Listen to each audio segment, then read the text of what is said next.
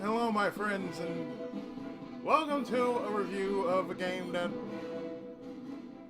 I actually received over one of the forums I'm a member of on Facebook.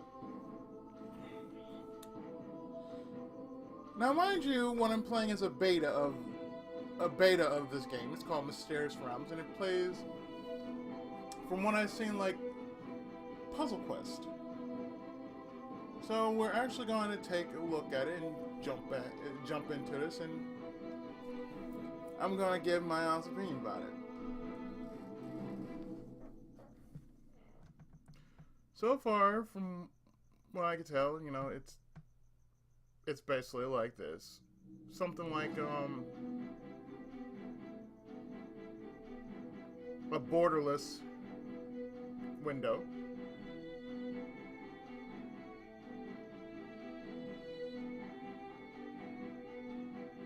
Oh, you want to know why? For some reason, when I stretch my capture window, just to make sure that that when I'm recording it, it doesn't have this strange after effect of the picture being twice as big than it should be. I've seen some videos, especially on DS videos. That's why I give it like a little bit of black background, as it were. Just so it won't look so small. Anyway, we're going to go into this like so. In a little known world, create. Let me read that again. Boy, this is some pretty small dialogue. Already, let me just say this before I actually begin. Whenever you're doing something like this, make the font as big as you possibly, well, not as big as you possibly can, but, large enough so people won't be squinting. Because right now, my eyes are actually squinting. It's like right now my eyes are really trying to not squint so hard. Even though I'm feeling it, it's like the twitch is there, the reaction is there. So for this, I'm going to put on my glasses just to read the prologue properly. Trust me, trust me, I read scripts in small font sometimes, and oh god, scripts. Even when I'm practicing on something, it just seemed like the script is so damn small. In a little known world created by the Let me read that again. In a little known world created by the writer's sick mind, good and evil have been crossing swords and magical powers every day without mercy and forgiveness. In this hustle and bustle among the fights, two heroes were created, literally pulled away from the plow. Their names were Vrux and Sovoth. Remember, grammar. Their names. You're talking about two people, their names. They were residents of a village and knew of the creator of this great game. In those hard times, it was necessary to be useful. Unfortunately, our heroes didn't give a damn. I like this already. After reaching an important age, they were kicked out of the village. After a few days of wandering and small thievery, they were caught in the first major town they went to. The times were cruel and the habits of the city interesting. The choice was put before them. If they do not want to end up on the noose, they must help the city in the fight against the great evil. After equally glorious, in their opinion, and not very significant fight with a group of porky rats advancing to the warehouses, they decide to devote themselves to the profession of a hero. They stayed to defend the town.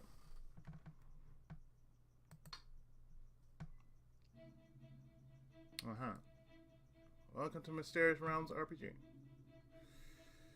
Well, let's see. I can always disable in options. Well, let's see. Space Hunt.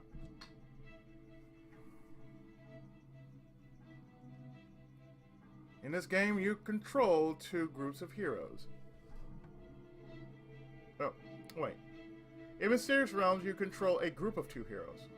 My bad. This group is represented by one hero on the dungeon map. This group. You can move them by using Wasad.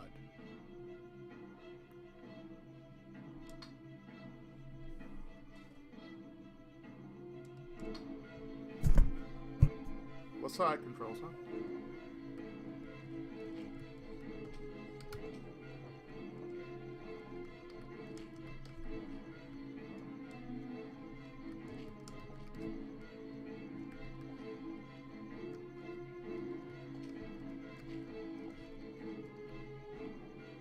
During exploration of the dungeon, you will come across various obstacles.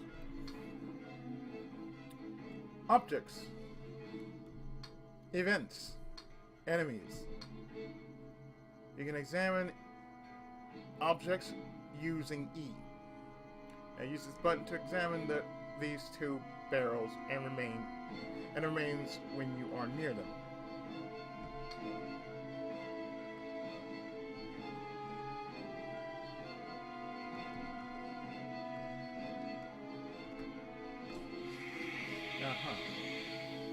Some objects may harm your group.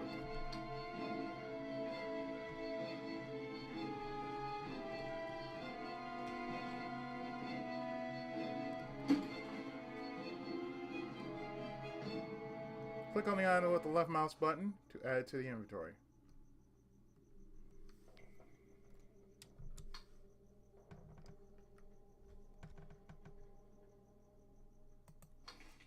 Okay. Click back to open inventory. This is your inventory. Most of the items may only be used during combat. Equipment affects health and armor of heroes and the power of the crystals. Also here you can check the amount of resources in your inventory. Gold, salvage, crystallite, and eggs.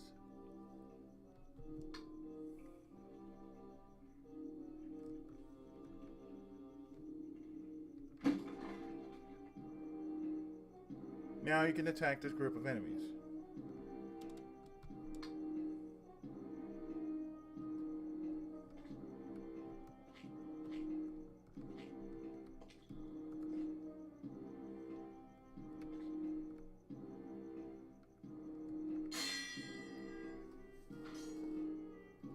At the beginning of the game, each hero has two skills.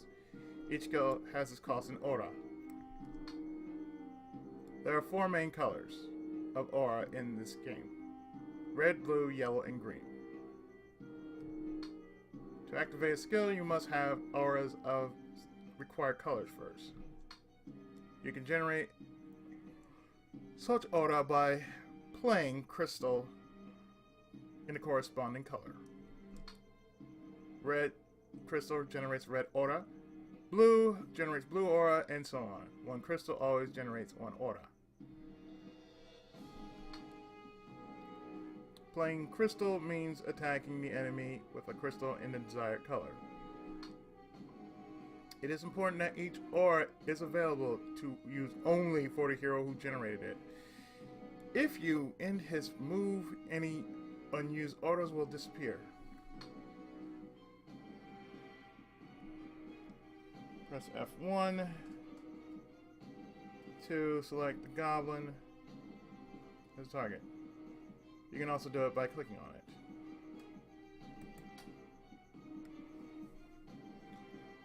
I think I'll just stick with mouse. Attacking goblin with the red crystal will also destroy the red and yellow crystal near its image.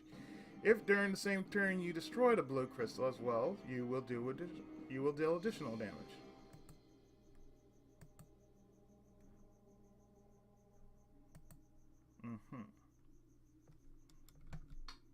Click on the red crystal to deal 2 damage to the goblin and generate 1 red aura. Now you can use the generated aura to activate one of the Voodoo's skills, which needs exactly 1 aura to play. You have just generated that aura by playing red crystal.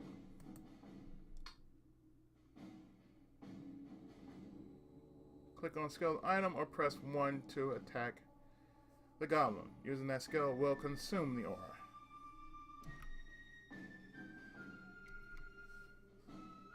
Okay.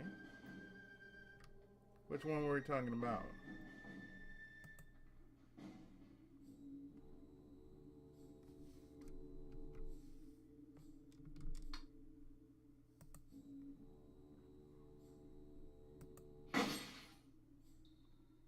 Okay, that one.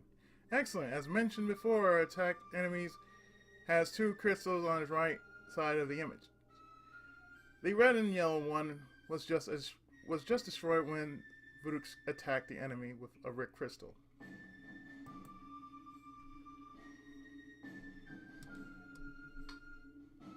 Now you'll be able to attack the goblin with a blue crystal to destroy the second one and deal additional damage. Now you can attack the goblin with a blue crystal to destroy the second one and deal additional damage. You always have to do it during 1 turn because health crystals reset every turn. 1 turn consists of 1 move of each of your hero and enemies. You can attack the enemy with the crystals in colors other than blue and still deal basic damage, but you won't deal additional 1 damage. So you can attack the goblin with a blue crystal to deal additional damage, but you can still attack it with a silver crystal and still deal that extra damage. That's because the silver crystal can be used as a crystal in any color. So you can treat it as a special Joker crystal. Nice. You have 2 such crystals in the deck. So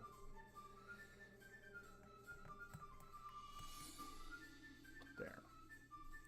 Now you can click the now you can click the silver blue crystal with the left mouse button to deal 1+1 damage to goblin.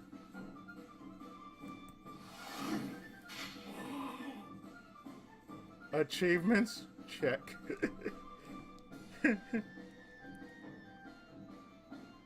Well, the guy, by the way, his name is Mark Dudd.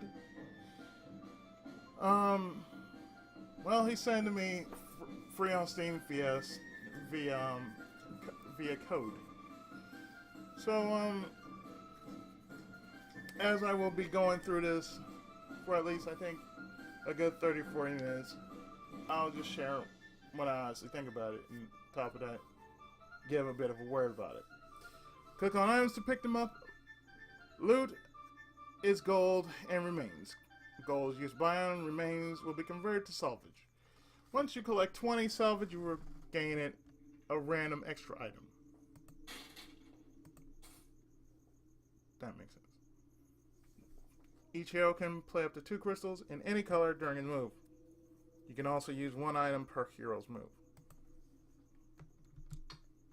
So each hero can play crystals and use potions during his move. Now, since the limit of the crystals used for the hero's action has already been reached, we will be finishing his move soon. Note that heroes and enemies attack in specific order. The order of heroes' movement is determined by their speed, of course. You can increase the power of crystals in the town with Crystallite. You will receive Crystallite for finishing the mission and with a little luck during the exploration of the dungeon. There are 2 types of Crystallite. Violet, used to upgrade red and blue crystals, and orange, used to upgrade yellow and green crystals. Each hero has a weapon. Weapon affects the value of attack. Value of attack affects power of the silver crystals. Power of the silver crystals cannot be raised with Crystallite. Hero's efficiency is defined by the values of 3 attributes: strength, dexterity, and intellect. They affect the results of random events encountered in the dungeon. Click on the book's icon to see the attributes.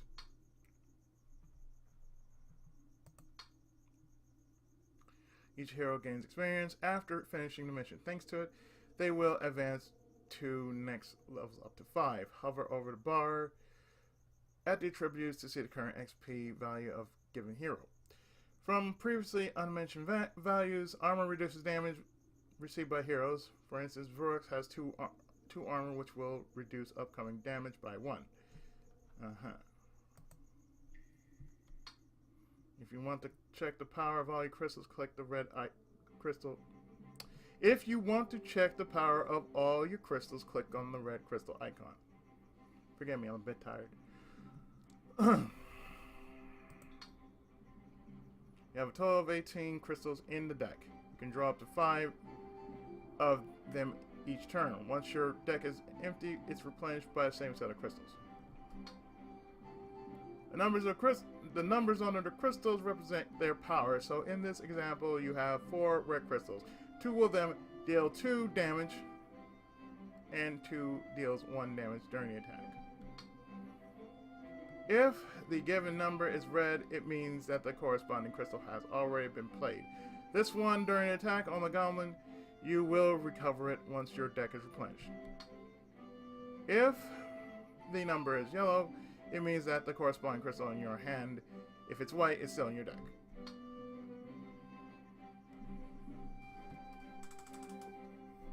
The number of crystal represents how many the number in the middle represents how many crystals of a given color you have left across your hand and your deck.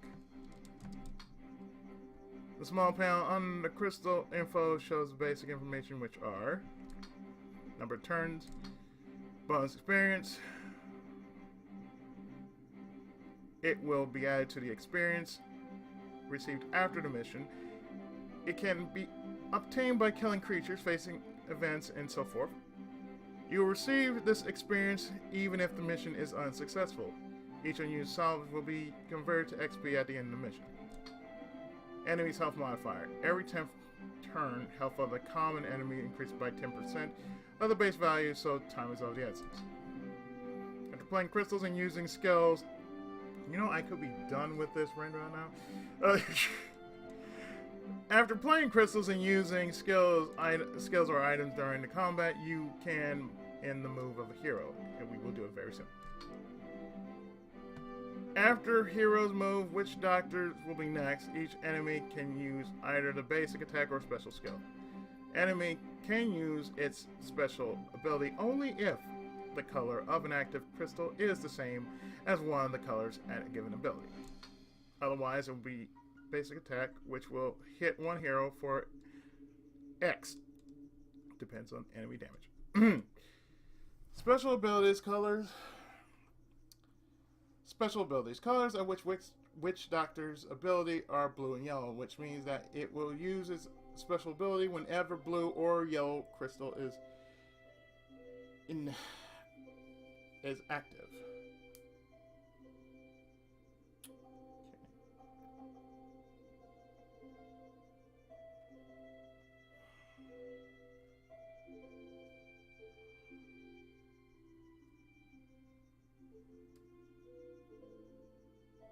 Only been 7 minutes. I'm like, okay, come on now. Checking my email. Oh. Checking my email on my phone. Okay. 19 minutes in and we're still on tutorial. So in Goblin's next move, which will be now, it will use its special ability. You can now move the mouse over the name of the skill and see the tooltip. Rock Dart does moderate damage to one target. The order of active crystals is always the same. Red, blue, yellow, green, red. You do not have to remember the order in which the crystals change. Simply move the mouse over the active crystal icon and the order will be displayed. Yeah, okay. In addition, that ability that enemy is going to use this turn will be highlighted in yellow. The number next to the active crystal represents how many crystals remain in deck. And that's all there is. That's all about the combat. Now in Heroes move. To do it, press space or click on the indicated button.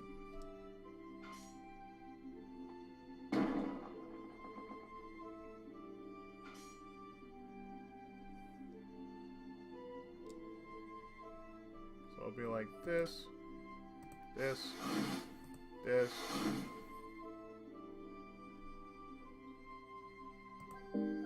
And that.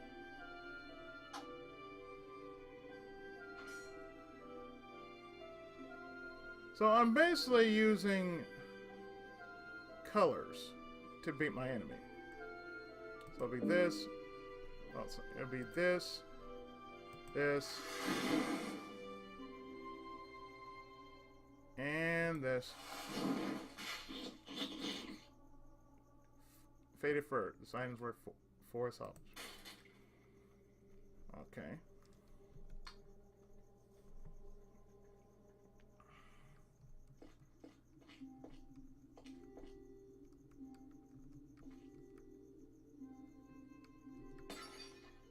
Nice.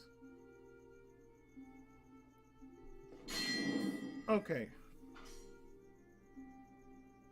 So we got blue, red, yellow, blue. Okay, so here, here.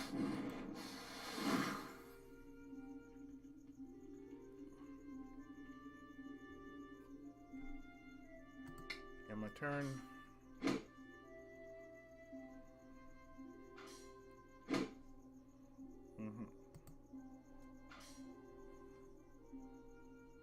So we do this, this,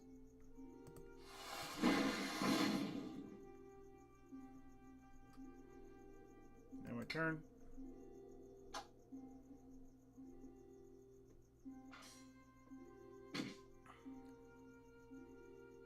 I mean, I'll say this: it's simplistic enough. I will say that. And I can only say, you know, it's nice to know that you're making a simplistic game in which you're basically using colors as a means to attack, as it were. Like I said, Puzzle Quest was like that, so it reminds me of Puzzle Quest in that regard. Since it sort of plays like a puzzle game, therefore the use of colors is quite effective.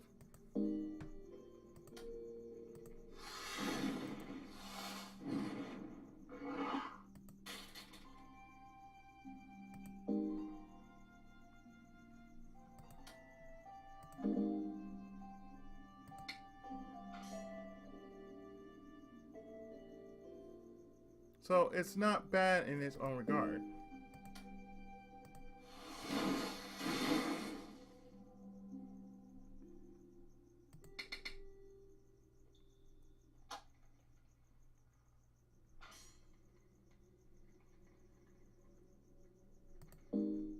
Right, I would have to select target.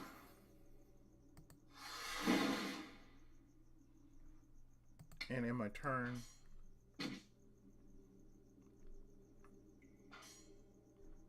select target. I have to remember that.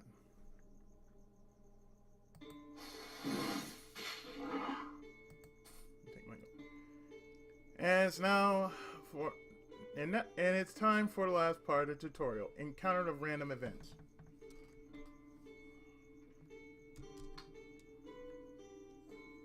Exceptionally, the event has been highlighted. Normally, however, it's invisible, so you can fall into it during exploration. To make it easier to locate the event, a question mark appears over the head of the character when it's close to the event.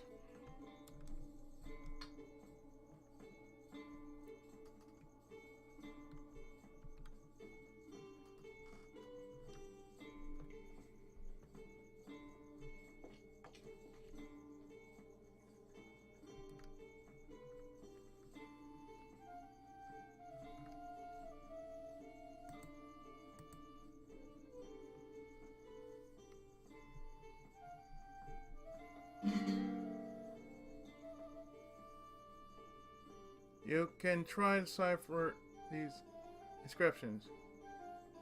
Intellect 5. Check. 1 success. A hidden treasure revealed. Events are random encounters the group face during the journey. To overcome random event, you'll have to perform the attribute and fate tests, which are very similar. In a tribute check, at least one hero has to roll the given number or greater. In this case, it's 5. If you roll so much a number, you will often gain the reward indicated in the description of the event. Okay, so you have to roll 5 in order to... Okay. Like in this case, when a hidden treasure will be revealed if you pass the Intellect 5 check. There are also events in which there will be a penalty if you don't roll the required number or greater. Now you can press the arrow to examine the event. This is the attribute check panel. This is the attribute that will be tested. Greater or equal the number will have to be rolled in order to succeed. You will have to roll for both heroes. The roll numbers are shown in these windows.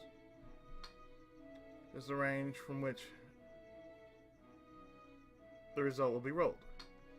And these are numbers that will be added to the roll numbers. I was reading. You will be able to increase these numbers by using crystal-specific items or special skills of your heroes. As you see, Voduk's numbers range is much lower. That's because his intellect is lower than Sovol's. Fortunately, you need at least one hero to succeed, so Voduk's range and numbers will do no harm. Voduk's range would be important if he had to roll a required number or greater to avoid negative consequences. In such, every hero that failed to check would receive the damage. Stream of fire, okay, flame extension. So it's like that. Return to event if you want to check the description over the mouse. Let me read that again. Returning to the event, if you want to check the description, move the mouse over the image of the event.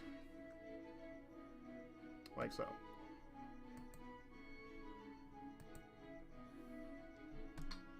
To increase the roll number by 1 for each hero, you can use the crystal in any color. Crystal used in this way will lose 1 power, but only for the next use. When filling your deck, the value of its power will be reset. However many events, you will need a crystal in one specific color. For this one, you can use any crystal you want. Click the button to select the bonus. Click on any crystal to select it as the bonus. The power of such crystal has to be greater than 0. Great. Note that you can't use the second bonus because you don't have the required item in your inventory. You'll be able to find such items later in barrels, vases, and among dead enemies. You can use, however, the third bonus. It doesn't require you to use any items. You can use it just because Solvolf is a warlock. Click on the bonus. So the roll number will be increased to 2. Press the roll button to see the outcome. Aha. As you can guess, a happy face means success, and a sad face means failure. But only one success was needed, so the check is passed. Note that the party receives bonus experience for Voduk's fail, so even unlucky rolls will bring benefits. I see. Press finish to end the event. Event tied. Just a word about the interface buttons not mentioned previously. You can press this button to check the progress of the current mission. And you can click this button to open the guidebook. You can also check hints by holding Q while hovering over the function you want to check. You can click this button to open options. If you skip some parts of the tutorial, here's a quick overview. You can also watch this tutorial on YouTube. That's all. Have a nice game. Thank you.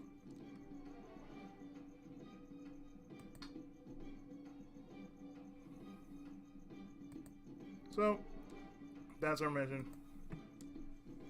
Now let's get the hell out of here. Get the hell up out of here. Ooh, nice spoils. I like it.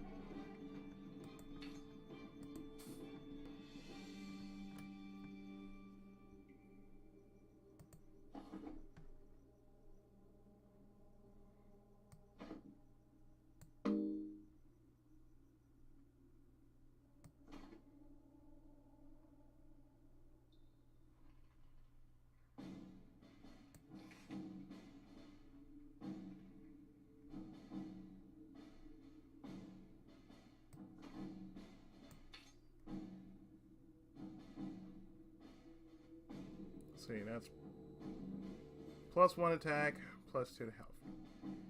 And it's just +1.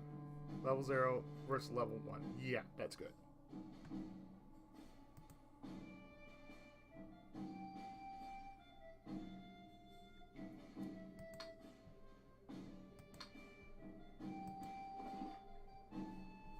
So I can use the arrow keys or what side. Okay.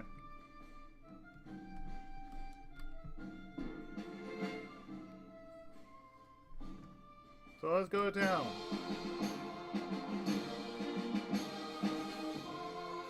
Not bad.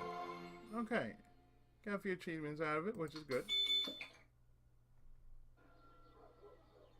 Party returns to town after every mission. Here you can buy equipment and potions, upgrade crystals, and learn new skills.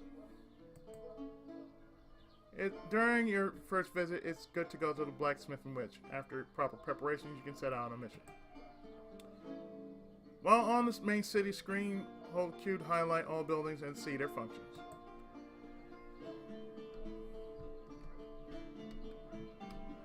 Okay, so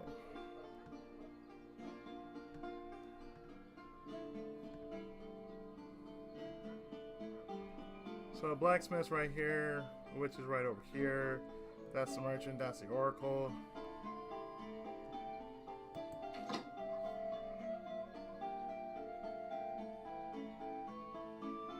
So what I need to be is like level 2 to unlock this. Or level 3.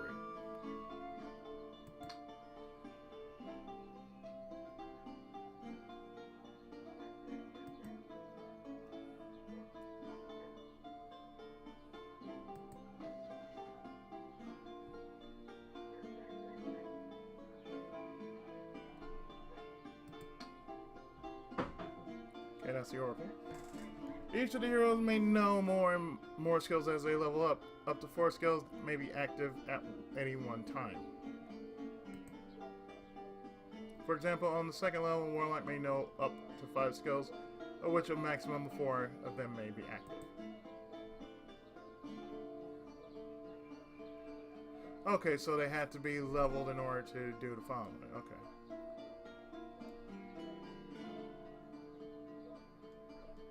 That's not bad. And that's a blacksmith. That's a witch.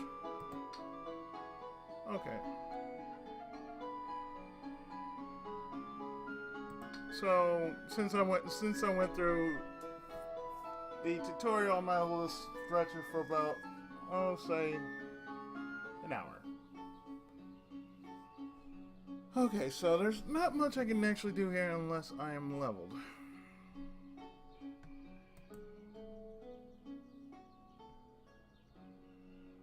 Okay, so the world map is right here.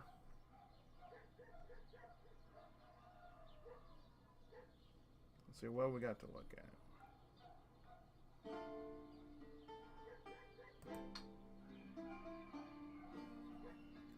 Goblin Mound 1.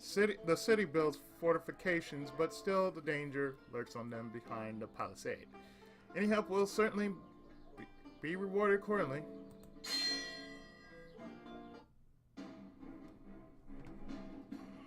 So since I am using Wasad and arrows, I might as well just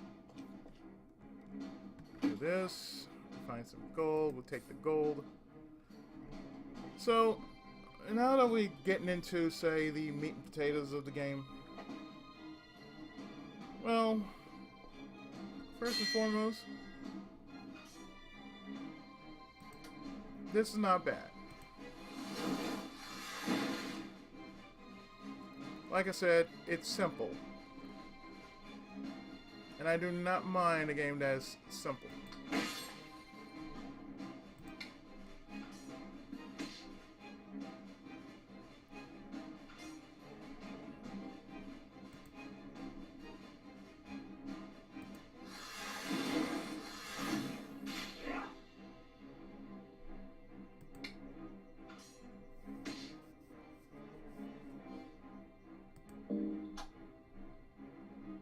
Okay, so refill. Okay, good.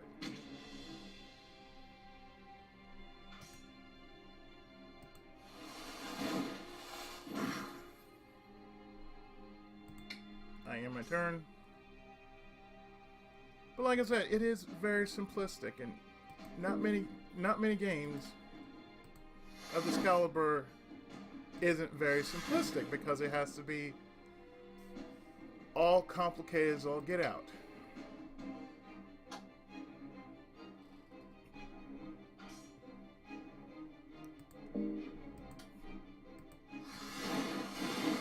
And the one thing that I really can't stand from gamers these days is just that it's so hard, it's so complicated. I'm like, it's not that complicated. It really isn't.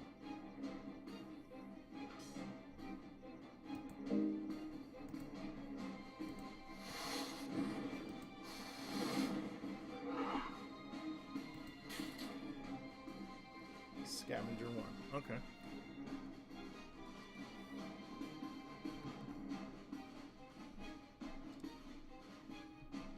Like, there's some...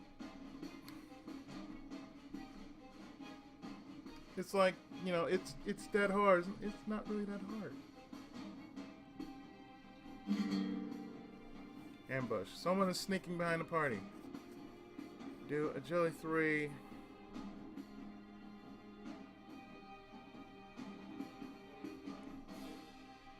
Agility 3 check. Double success. Speed of the heroes is increased by 3 or 4 turns. 1 times fail. A group of creatures attacks the party. Okay, so... yeah, roll it. We win! So let's see. Let's take out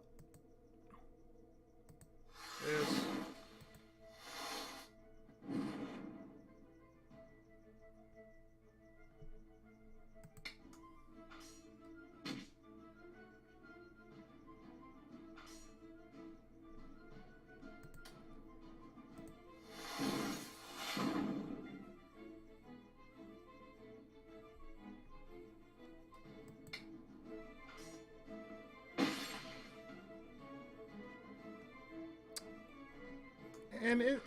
And this game, like I said, is pretty simple. I like it.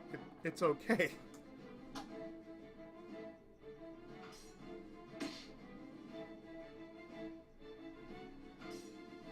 I mean, it's totally different because it's a rarity to have RPG and puzzle being put together like this.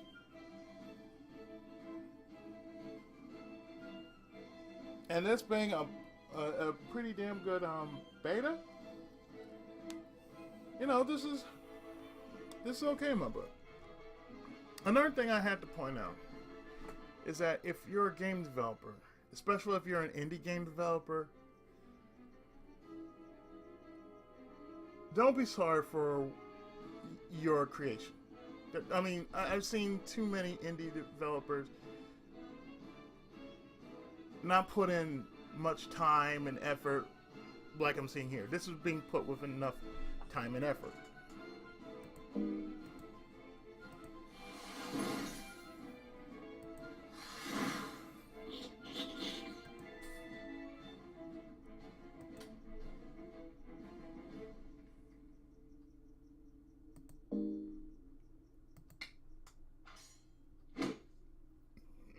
you can never have enough you can never give yourself enough credit for this. You have to give yourself as much exposure as you can, especially if you're a budding indie developer. How do I know I'm an author? You know, that's the one thing. The one thing that I have to do in the business is exposure. I have to expose myself as much as I can. I have to expose my product as much as I can. So my product is an extension of me. So I must expose myself in order for the product to actually have interest. Like, I have to slip the product right in front of people's faces. Even in such places as Barnes and Nobles, I showed off my book. I presented myself as, such. I'm an independent artist and an author of sorts, and therefore, I like to present this book to you, free of charge.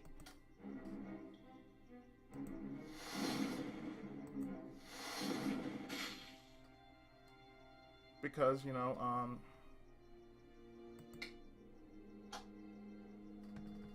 of the goodness of my heart, and on behalf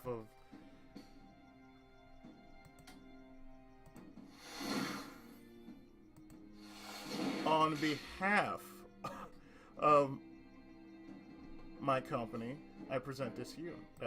That's what you have to do. It's the same thing when you're doing a video game. You need all the exposure you can get. Just take it to any kind of group and let people like me look at it. I mean, not just me, but people like me who are interested in something like this. You have to. And you have to be open about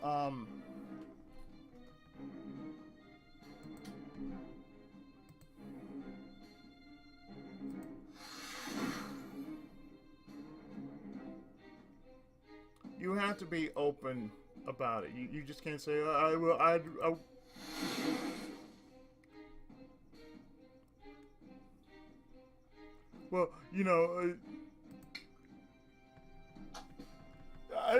don't like what you're saying about my work. No, you have to take it.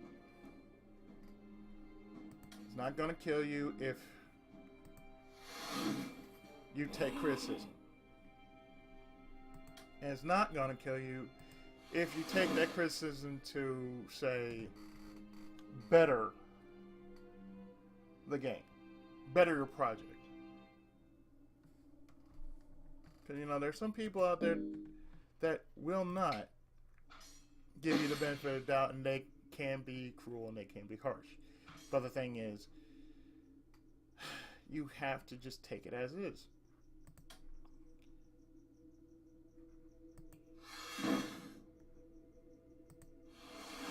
And sometimes it's hard to make it in the business without, a proper foundation.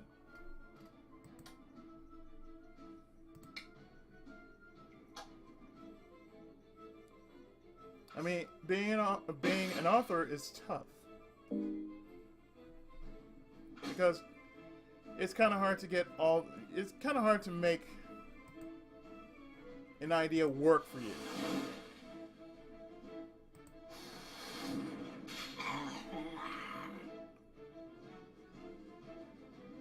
I'll sound like gremlins. Okay. I mean, seriously, you have to really think about it like that. Like, okay, don't ever be sorry for your project. Sorry. You can't ever be sorry about your project because, you made it. This is yours. While exploring, you will come across simple rails that are marked with purple crystal.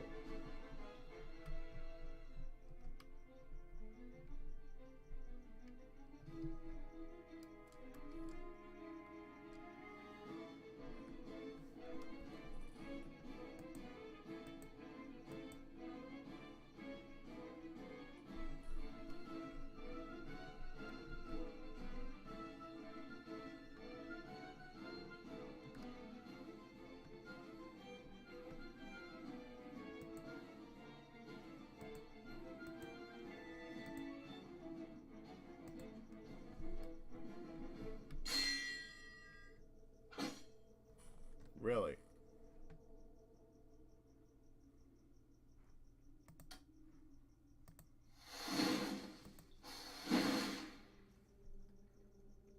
I mean, sometimes you gotta make it in business the best way you can.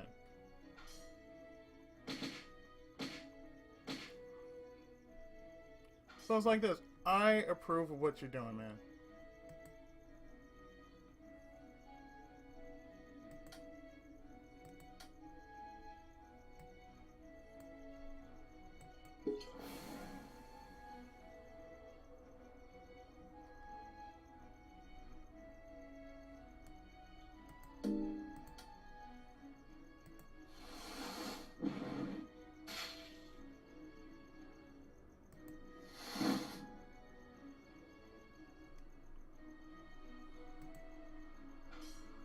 I mean, you're technically just trying something out.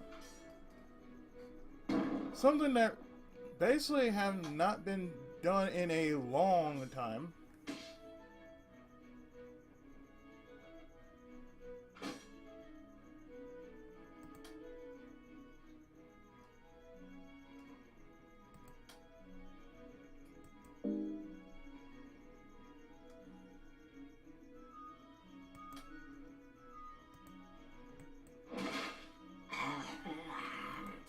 Nice.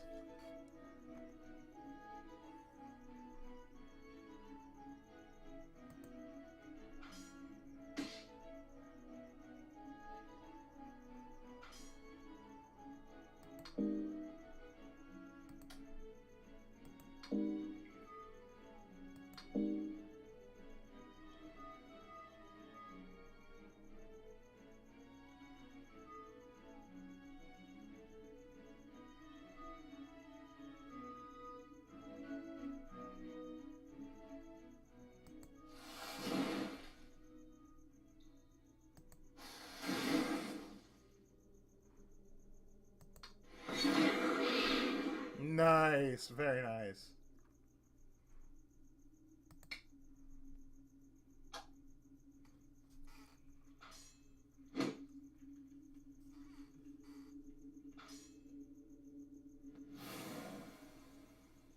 Really.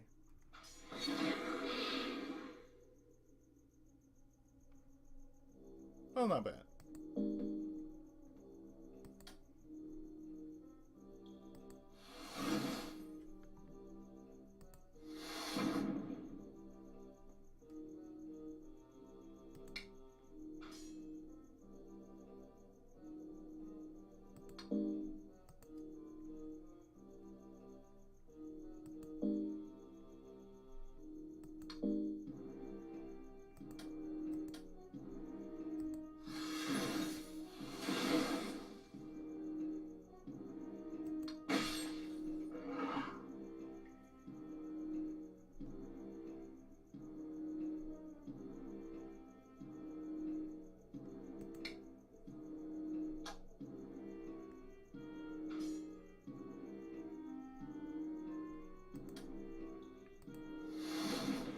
I mean,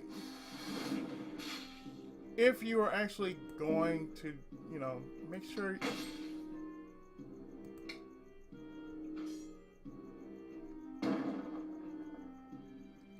If you're making sure that you go about bringing it towards your audience, like it's turn based, so therefore turn based is what it is.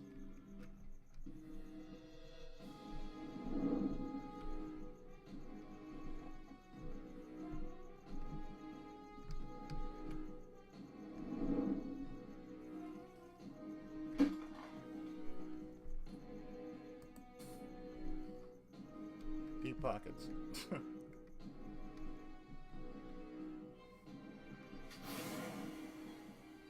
Nice.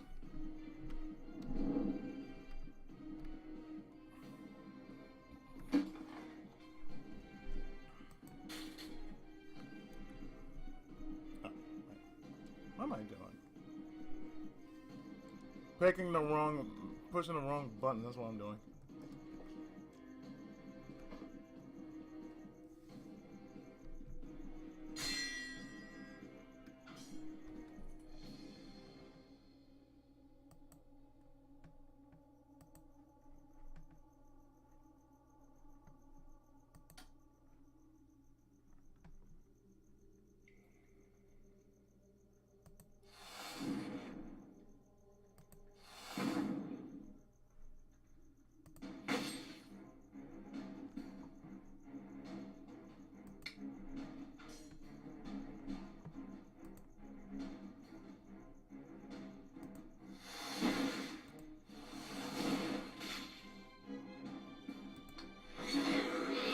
There we go.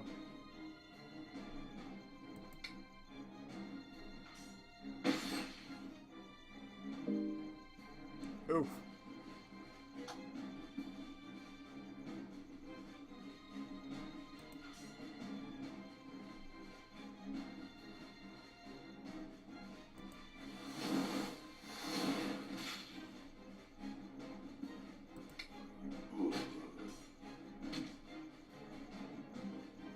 Okay, that's not good.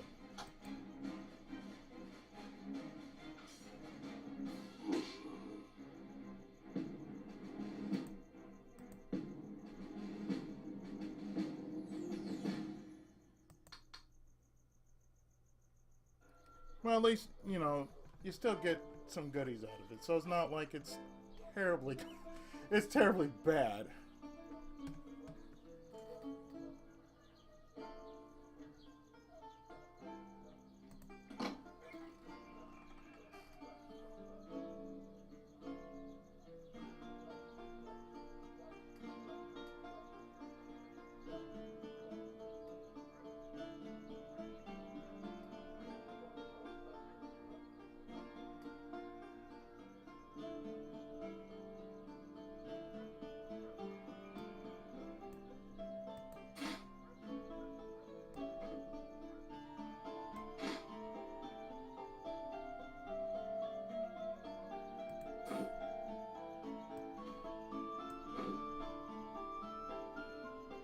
You know, that's not bad considering that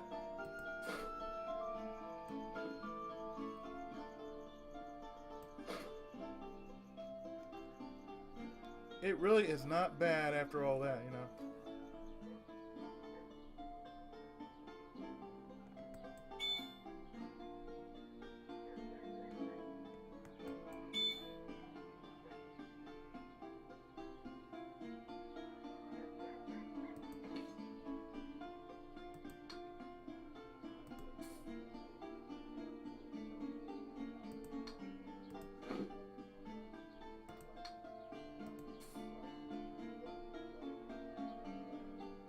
We have shit weapons, good lord.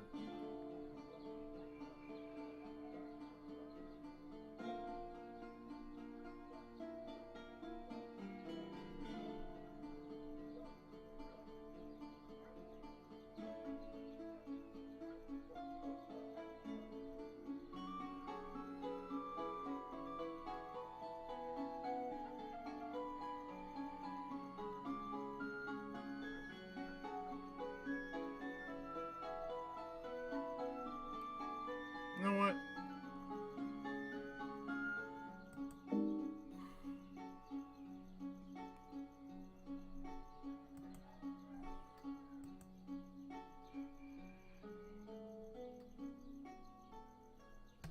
That's good. That's good enough. But like I said, it is what it is, though.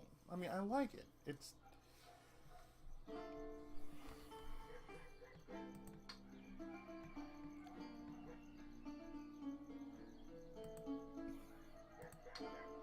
you're not losing anything if you lose, because you're still gaining something, even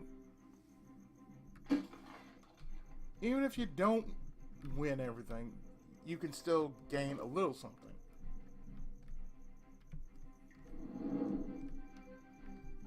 Lights up.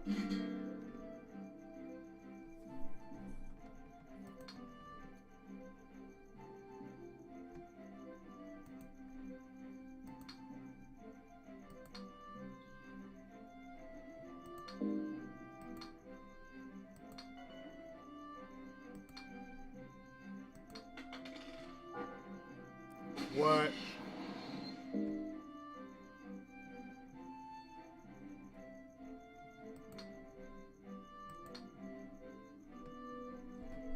Well, okay.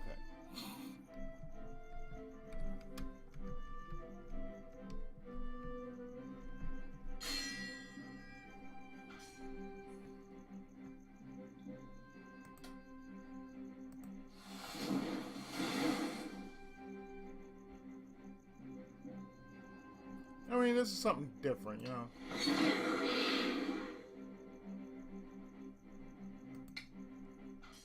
But as I said before, and I can't stress enough,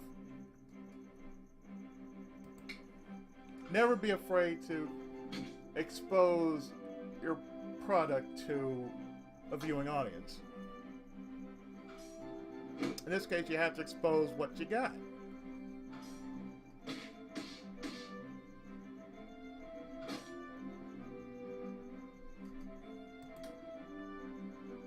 You have to in order to make it in the business. Otherwise, you know, you gotta take the plunge.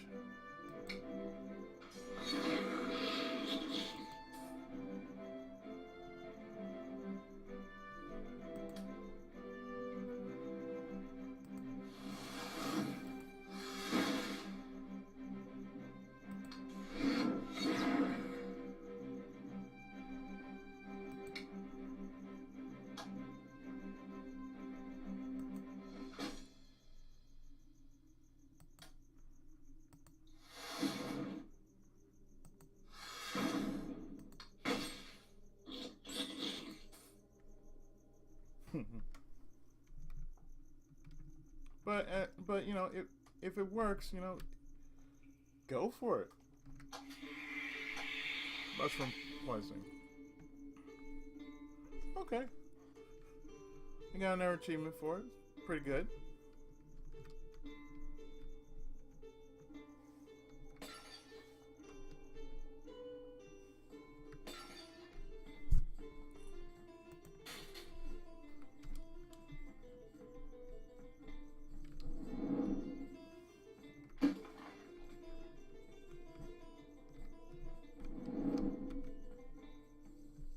Okay, that's a new enemy.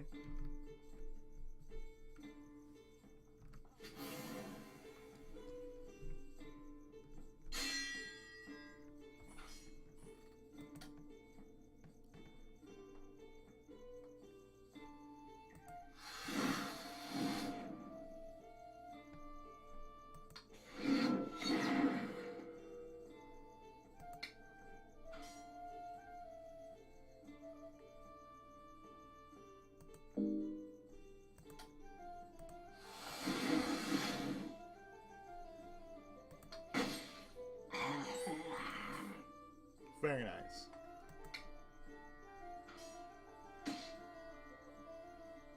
I mean, after one round, you kind of understand the basics of combat.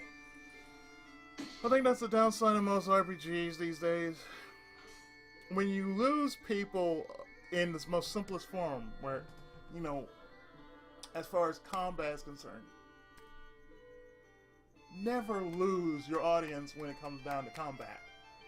I mean, how many people have I gotten sick and tired of hearing, I don't like Final Fantasy because of the junction system? My question is, why the hell are you playing Final Fantasy VIII if you're complaining about the junction system? It's like, it's one of the most...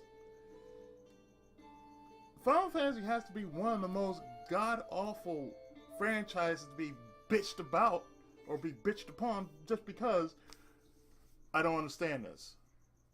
I don't know, have you read the tutorial? Has the game ever put you in the tutorial which it tells you, this is how you do this is how you do it? Do you actually read the tutorial? It's like when it's mentioning the junction system, do you, how many people actually do read that? I'm wondering. It's like, it's like you just jump right into the game and you don't know what the hell you're doing. That's why I say that. It's like,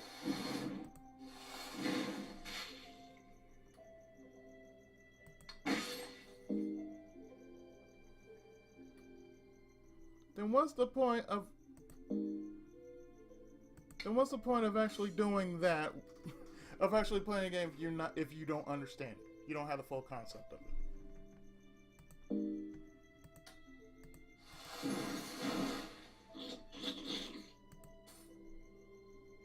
But at least this guy has it right, though.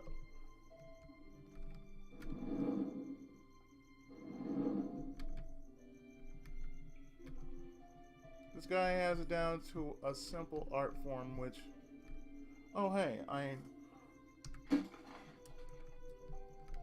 it's a puzzle game with RPG elements.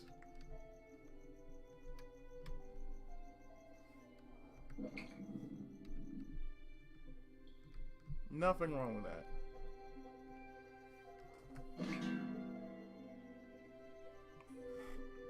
You can try to open it. Each failed test decreases the difficulty of the next ones by 1 down to 2. You also lose 2 turns whenever you fail.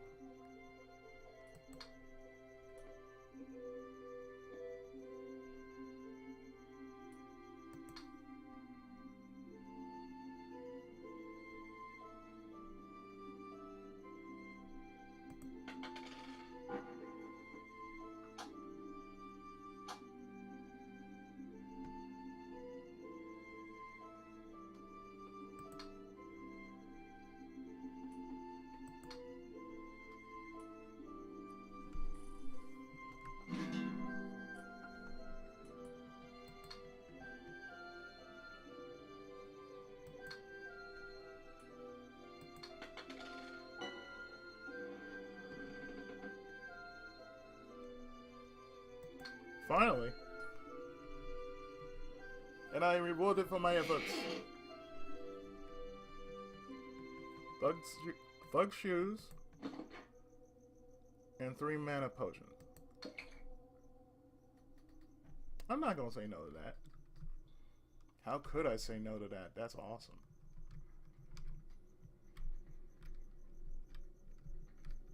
I mean, I apologize for nothing as far as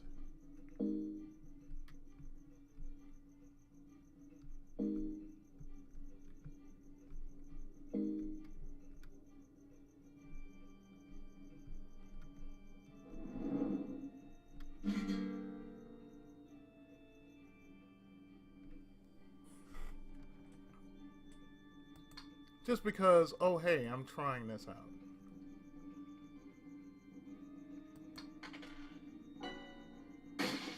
Ooh.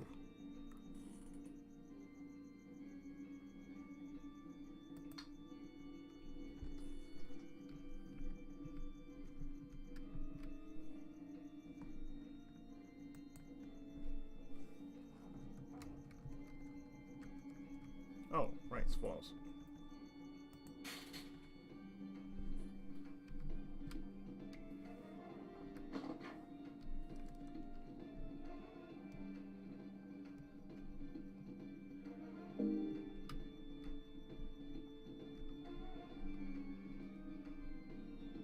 Kind of remind me of those slider puzzles.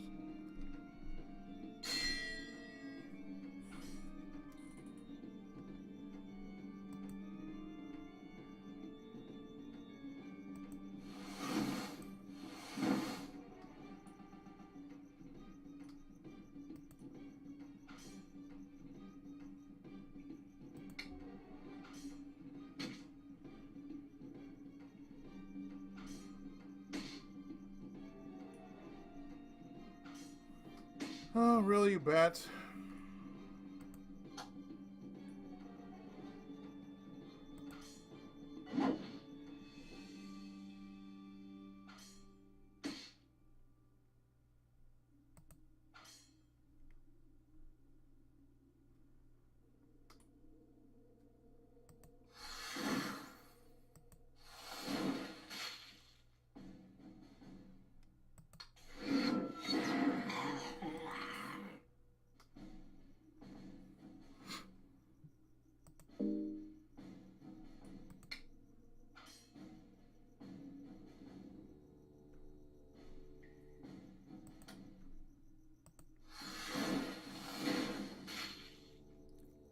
I understand why people just don't like bats in video games.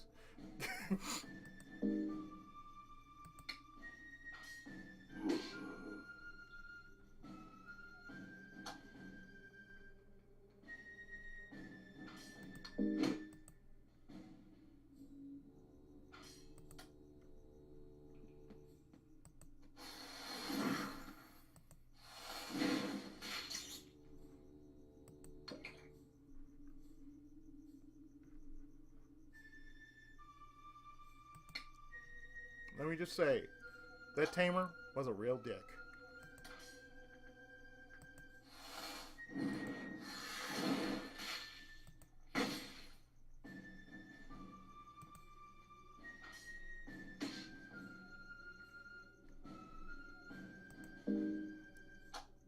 Oh, right. Okay. Sorry to jump the gun there. Sorry about that.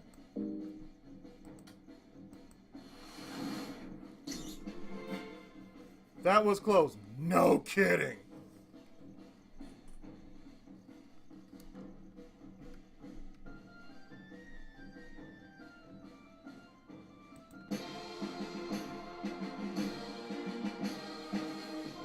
Finally got a level up.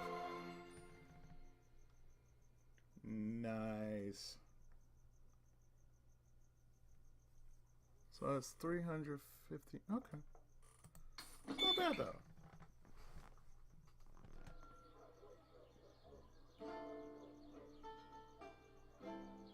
But you know what? This is good enough to say it's feasible to be shared among the masses of all social media. Facebook, Twitter. Well, what I have is Facebook and Twitter aside from YouTube and Steam. So therefore, yeah. What I honestly think about this game is there's not enough puzzle elements like Puyo Puyo columns, something like that. There's not enough games that have puzzle elements. I mean, there's Sakura Taisen and Puzzle and Dragons, Puzzle Quest, Pokemon Puzzle League, among the many other games that have been kind of like in the background of most of the shadow of other games in a franchise.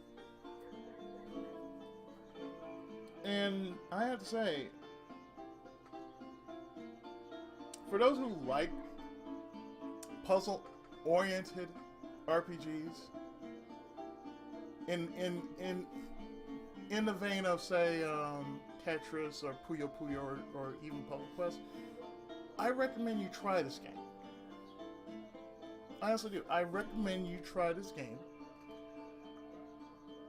The name of the game is called Mysterious Realms. And I will put the link in the description on Steam. And like I said before, dude, I'm gonna tell you.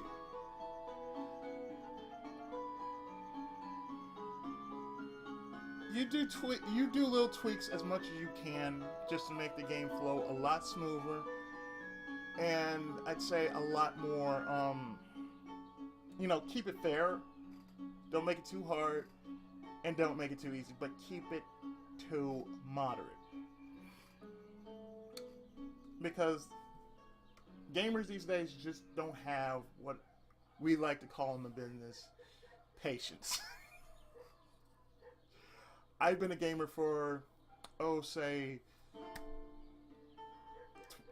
all my life, from age 5 up to now. It has basically been part of my business to cover some games that aren't as popular, and that's okay, because the not so popular ones are the ones that need the most exposure. So, Iron Wrath? Seriously?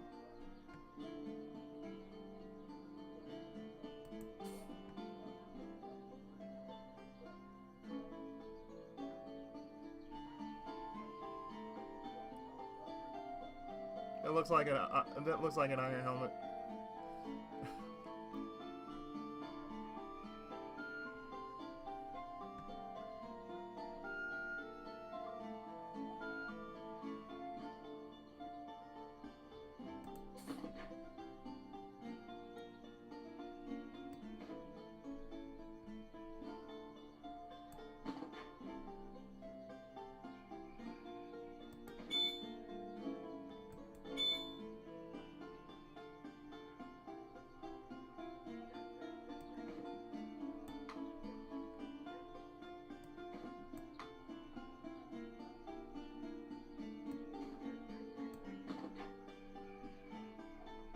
Ah, yes, he can dual wield.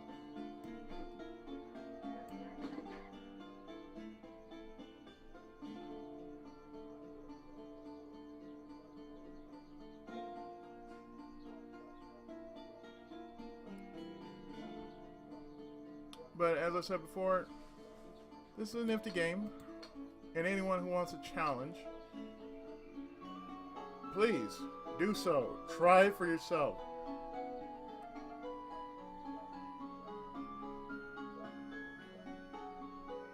It's something different, and if you want something different, then all I can say is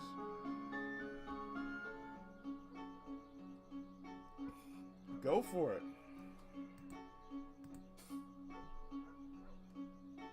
If worth your time, if it's worth your time to try it, please do try it. It is worth something. But I think this is a good enough time to actually stop here for this video, because an hour was long enough to get the feel of this game, and for what it's worth, thanks for sending it to me, Mark. Really, I do appreciate it. And I will put in the description the publisher and all that good stuff like that, but keep on doing what you're doing, man, please. And I'll see you next time with even more great content. So stay tuned. Your regular scheduled Let's Plays are still moving swimmingly. So I'll see you next time for more great content. So until then, I've been your friendly neighborhood Tenkaichi, PI7. And thanks for watching. I'll see you next time.